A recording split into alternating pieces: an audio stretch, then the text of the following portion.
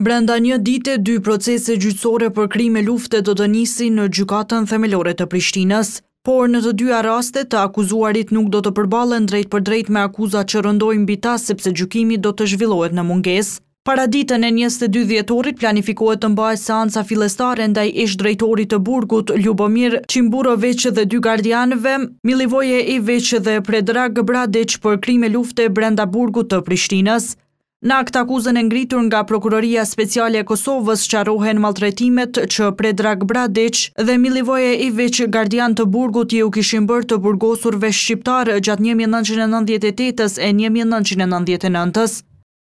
Në mënyrë sistematike, i kishin maltretuar të burgosurit shqiptar duke i torturuar në mënyrë njerëzore me mjete të ndryshme, si shkop gome, shufra metalike, kablo elektrike, gypa të ujit, shqelma e grushte, deri në alivanosje, duke i u shkaktuar lëndime trupore, ashtu siç shpjegojnë vetë viktimat, se pas këtyre rrajeve kishin pasur dhimbje të mëdha në gjithë trupin, dhumbje psikike, ashtu që i kanë lënë pa ngrënë për gati një javë, i kanë kanosur seriozisht për jetë e si pasojë kësaj dhe rrajeve të vazhdueshme kanë pësuar gjendje ankthi dhe frike.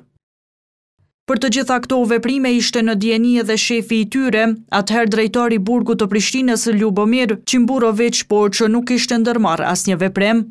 Në po të njëjtën gjykat, pas ditën e 22 dhjetorit do të nisë edhe procesi gjyqësor ndaj Dušan Gavranić, Zarko Çevetanović dhe Zoran Sarić për krime lufte kundër popullatës civile në disa fshatra të komunës së Gjilanit.